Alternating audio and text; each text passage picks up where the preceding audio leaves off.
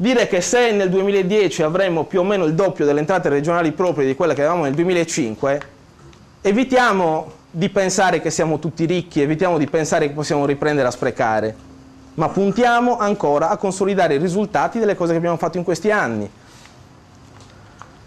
Abbiamo detto, noi abbiamo centrato le nostre politiche sulle risorse che nel lungo periodo possono costituire la ricchezza della Sardegna, ma possono costituirlo anche adesso, perché immettere nel sistema economico le risorse che sono state immesse, ad esempio, per far rivivere i centri storici dei paesi della Sardegna, significa creare sviluppo, non limitare lo sviluppo. Poi certo, se si fa una cosa radicale come il piano paesaggistico regionale, può capitare che per un anno, 2 anni, non lo so, ma l'adattamento a queste riforme può creare dei problemi. Però il problema è capire se la prospettiva è quella giusta. L'abbiamo fatto pensando alle politiche dell'ambiente e del territorio. Cito solo i temi, perché sennò proverei a imitare Soru, che non va bene, poi i suoi discorsi durano un'oretta, ce li ascoltiamo tutti i giorni su internet, abbiamo le pubblicazioni, dico le cose che a me, come dire, colpiscono di più. Abbiamo pensato che l'altra risorsa che abbiamo è quella di investire sulla conoscenza, sulla autonomia dei nostri ragazzi,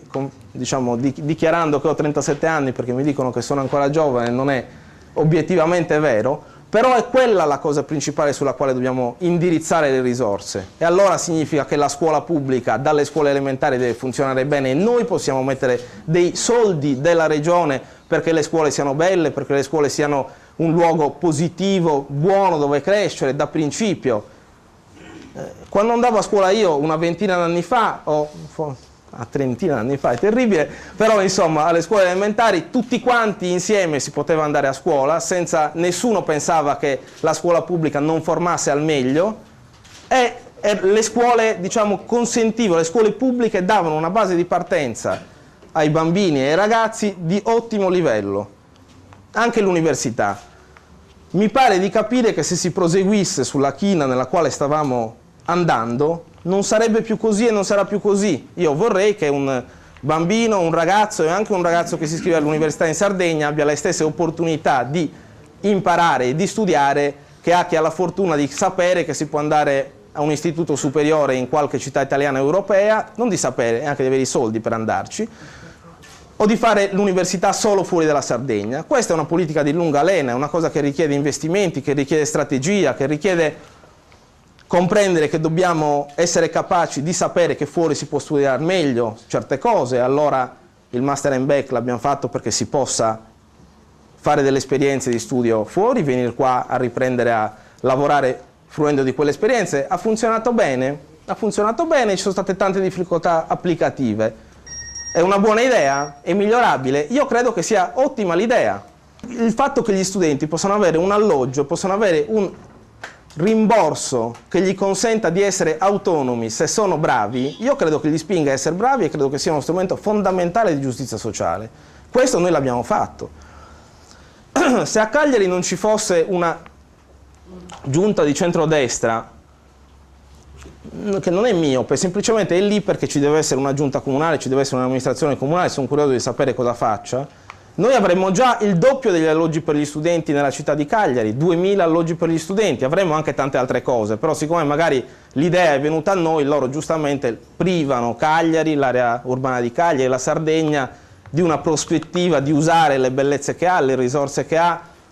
e di svilupparsi in fondo. Però adesso, al di là degli argomenti elettorali, è vero, noi abbiamo pensato delle cose che possono migliorare qualitativamente la vita degli studenti e che possono portarli dopo la laurea a svolgere dei periodi di studio fuori, che possono qua con la legge sulla ricerca, con i bandi che stanno partendo, che consentono qua di svolgere attività di ricerca, di introdurre degli strumenti di valutazione indipendente, così che, diciamo, ciò che non funziona al meglio dell'università pubblica sia bilanciato dal fatto che esistono meccanismi indipendenti di valutazione per valutare il merito, per valutare per valutare i progetti di ricerca. Sono cose che noi abbiamo fatto pensando che la conoscenza sia la cosa sulla quale investire, sulla quale vogliamo continuare a investire. Abbiamo fatto una conferenza su questo punto a dicembre, l'abbiamo organizzata in 2 giorni, sono venute un numero di persone triplo rispetto a quello che pensavamo. Non è merito di nessuno, in particolare non nostro, che l'abbiamo organizzata, c'erano delle personalità che potevano incuriosire il pubblico, però quello che io ho colto in quell'occasione è, primo, che queste cose sono cose di eccezionale portata, sono cose conosciute solo da chi ne ha beneficiato e sono cose rispetto alle quali avere un'idea chiara di governo e essere un po' testardi, cioè portarla avanti anche quando non solo le difficoltà applicative, ma insomma iniziare un percorso di riforma che si dice razionalizza la spesa, cioè fa risparmiare, comporta che se si risparmia qualcuno che fruiva di quelle risorse che si risparmiano non è contento. E noi l'abbiamo fatto appunto affrontando il settore della sanità pubblica, investendo sulla sanità pubblica, ma investendo sulla sanità pubblica avendo la capacità prima di risanare il bilancio della sanità, di portare nuove risorse, trattando bene con lo Stato, mettendo insieme risorse nazionali, regionali e comunitarie. Avevamo una delle spese farmaceutiche più alte d'Italia, era oltre il 16%, ora siamo, mi pare, sotto il 13%, intorno al 13%, siamo una regione virtuosa, si può fare, ovviamente non tutti sono contenti, poi dopo tutti capiscono che se ci sono regole chiare, il piano sanitario regionale è la stessa cosa, e che consentono agli operatori di comprendere, di poter programmare i loro investimenti, le loro strutture, eccetera, si producono dei risultati. Anche questi sono migliorabili, però sono cose che consentono di fare 5 nuovi ospedali, di ammodernare tecnologicamente quelli che ci sono e consentono, particolare non piccolo di questi tempi, di immettere nel sistema economico oltre 1 miliardo di euro in questi anni per farli questi ospedali. Queste politiche lungimiranti ci consentono di avere un programma di investimenti pubblici nelle infrastrutture viarie e in questo caso, per quanto parlavo, nelle infrastrutture pubbliche al servizio della sanità, assai rilevanti. Non so, in Sardegna stanno arrivando oltre 1 miliardo di euro di investimenti perché c'è il G8 alla Maddalena, ma è una cosa che serve a tutto il sistema economico, più del Nord Sardegna, ma regionale senza dubbio. Un altro esempio di risorse che in questo momento possono consentire di affrontare un periodo di crisi economica che si prospetta ancora molto duro per il 2009. E gli interventi nella politica sociale, in fondo, sono una dimostrazione del fatto che ridurre gli sprechi e aumentare il budget di certi settori può consentire concretamente di mutare la vita delle persone. Cosa sono i piani personalizzati di aiuto ai non autosufficienti? Sono il lavoro femminile. E qual è la connessione? La connessione è che, non so se purtroppo o per fortuna, anche per fortuna perché ci sono persone che assistono chi ha bisogno nella propria famiglia, eccetera, però di solito questo lavoro lo fanno le donne. Se invece esistono delle risorse che consentano di finanziare questi piani di aiuto per tutte le persone che non sono autosufficienti, i lavori che vengono